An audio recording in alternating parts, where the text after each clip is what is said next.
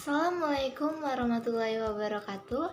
Saya Febrilia Triandriani, NPM 1811106096 dari kelas Biologi E. Baiklah, di sini saya akan menerangkan tentang model pembelajaran SAFI atau model pembelajaran somatik, auditori, visual, dan intelektual. Ada yang tahu nggak sih apa model pembelajaran SAFI itu? Oke, jadi model pembelajaran SAFI ini merupakan singkatan dari somatik, auditori, visual, dan intelektual. Model pembelajaran SAFI ini adalah model pembelajaran yang menekankan bahwa belajar ini haruslah memanfaatkan semua alat indera yang dimiliki oleh peserta didik, yang dimana terdapat 4 unsur dalam pembelajaran SAFI, yaitu yang pertama yaitu somatif, yaitu dengan belajar dengan bergerak dan berbuat. Yang kedua yaitu auditori, yang dimana ia belajar dengan mendengar dan berbicara. Yang ketiga yaitu visual, yang dimana ia belajar dengan mengamati dan menggambarkan. Dan yang terakhir yaitu intelektual, yang dimana ia belajar untuk memecahkan permasalahan. Menurut Hermowo, SAFI ini adalah singkatan dari somatif yang bersifat raga, auditori yang bersifat suara, visual yang bersifat gambar, serta intelektual yang bersifat merenungkan, yaitu yang artinya sebuah pembelajaran yang dimana melibatkan hampir seluruh indera untuk membantu melatih pola pikir siswa dalam memecahkan masalah kritis, logis, cepat, dan tepat. Selain dari Hermowo, menurut Meyer, model pembelajaran somatik, auditori, visual, dan intelektual juga bermakna menggabungkan gerakan fisik dengan aktivis intelektual dengan penggunaan semua indera yang dapat berpengaruh besar terhadap pembelajaran yang akan berlangsung. Teori yang mendukung model pembelajaran SAFI ini adalah model pembelajaran Accelerated E-Learning atau AL, yaitu teori otak kanan atau otak kiri, teori otak 3-in-1, pilihan modalitas atau visual, auditori, dan kinestik. Model pembelajaran SAFI ini menganut aliran kognitif, yaitu yang menyatakan bahwa belajar yang paling baik adalah melibatkan emosi, seluruh tubuh, dan semua indera. Menurut Meyer, ia menjelaskan ada beberapa unsur-unsur model pembelajaran SAFI, yaitu diantaranya yang pertama yaitu belajar somatik, yang dimana somatik ini berasal dari bahasa Yunani yang berarti tubuh.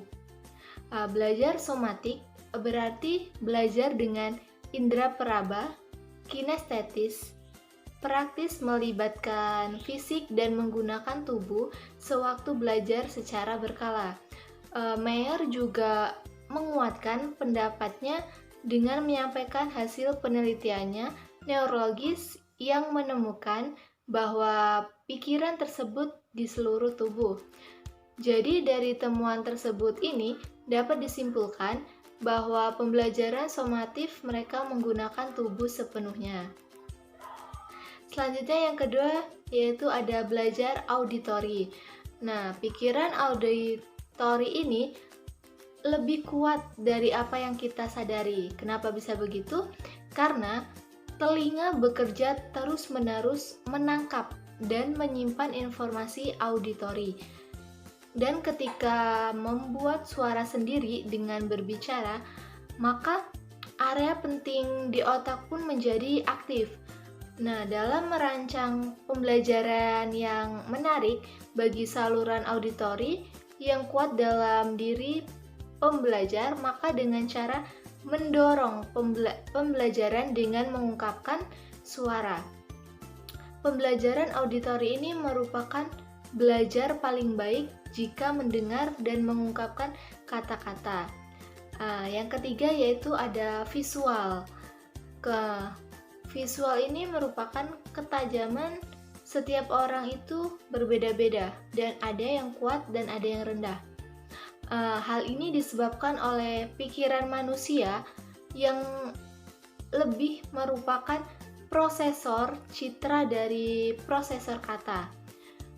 Citra karena konkret mudah untuk diingat dan kata karena abstrak sehingga sulit untuk disimpan.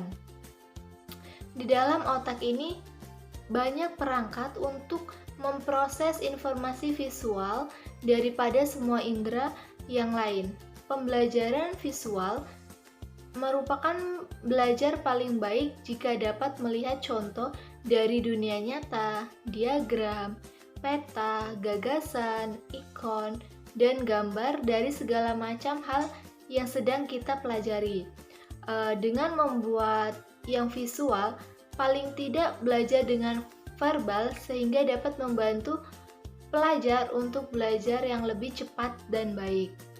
Dan yang terakhir yaitu belajar intelektual, yang dimana intelektual ini adalah bagian dari yang merenung, mencipta, memecahkan masalah yang membangun makna.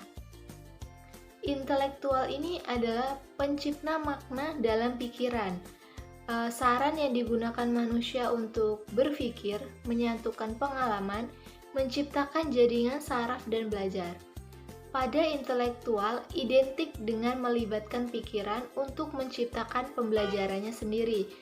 Belajar bukanlah menyimpan informasi, tetapi menciptakan makna, pengetahuan, dan nilai yang dapat dipraktikkan oleh pikiran belajar. Model pembelajaran Safi ini memiliki beberapa prinsip gerakan dan prinsip yang sama dengan Accelerated Learning atau AL, yaitu adapun beberapa prinsip-prinsip dari model pembelajaran Safi ini. Yang pertama yaitu pembelajaran melibatkan seluruh pikiran dan tubuh. Yang kedua, pembelajaran berarti berkreasi bukan mengkonsumsi. Yang ketiga yaitu kerjasama membantu proses pembelajaran. Yang keempat yaitu pembelajaran berlangsung pada banyak tingkatan secara simultan. Yang kelima yaitu belajar berasal dari mengerjakan pekerjaan itu sendiri dengan umpan balik. Yang keenam yaitu emosi positif sangat membantu pembelajaran. Dan yang terakhir yaitu otak citra menyerap informasi secara langsung dan otomatis. Untuk memulai model pembelajaran Safi ini, tentunya kita akan melakukan beberapa langkah-langkah dalam model pembelajaran Safi ini, yaitu menurut Meyer, langkah-langkah model pembelajaran Safi ini yaitu ada 4 tahapan. Yang tahap pertama yaitu tahap persiapan. Tahap persiapan ini berkaitan dengan mempersiapkan siswa untuk belajar. Tujuan dari tahap persiapan ini adalah menimbulkan minat para pembelajar, memberi mereka peranan positif mengenai pengalaman belajar yang akan datang, dan menempatkan mereka dalam situasi optimal untuk belajar. Hal-hal yang dilakukan pada tahap persiapan ini diantaranya yaitu melakukan apersepsi dan menjelaskan tujuan pembelajaran atau auditori. Yang kedua yaitu membagi kelas dalam beberapa kelompok atau somatis. Dan yang ketiga yaitu membangkitkan minat, motivasi siswa dan rasa ingin tahu siswa atau auditor. Yang kedua yaitu tahap penyampaian atau presentation, yang dimana tahap penyampaian ini mempunyai tujuan untuk membantu siswa menemukan materi belajar yang baik dengan cara yang menarik dan menyenangkan. Tahap penyampaian dalam belajar bukan hanya sesuatu yang dilakukan oleh fasilitator, melainkan sesuatu yang secara aktif melibatkan siswa untuk menciptakan pengetahuan di setiap langkahnya. Adapun fungsi dari tahap penyampaian ini adalah membantu pembelajar menemukan materi belajar yang baru dengan cara yang menarik, menyenangkan, relevan, melibatkan panca indera dan cocok untuk semua gaya belajar. Nah, adapun langkah yang harus dilakukan pada tahap penyampaian ini yaitu yang pertama, menyampaikan materi dengan cara memberi contoh yang nyata atau somatif dan auditori. Dan yang kedua yaitu dari contoh guru menjelaskan materi secara rinci atau auditori. Selanjutnya yang ketiga yaitu tahap pelatihan atau praktik, yang dimana tujuan tahap penelitian membantu siswa mengintegrasikan dan memadukan pengetahuan atau keterampilan baru dengan berbagai cara, yaitu mengajak siswa berpikir, berkata, dan berbuat mengenai materi yang baru dengan aktivitas pelatihan pemecahan soal. Nah, adapun fungsi dari tahap pelatihan ini yaitu membantu pembelajar mengintegrasi dan menyerap pengetahuan dan keterampilan baru dengan berbagai cara. Adapun langkah-langkah yang harus kita lakukan dalam tahap ini yaitu yang pertama, memberikan lembar soal untuk diselesaikan dengan berdiskusi sesuai dengan kelompok masing-masing.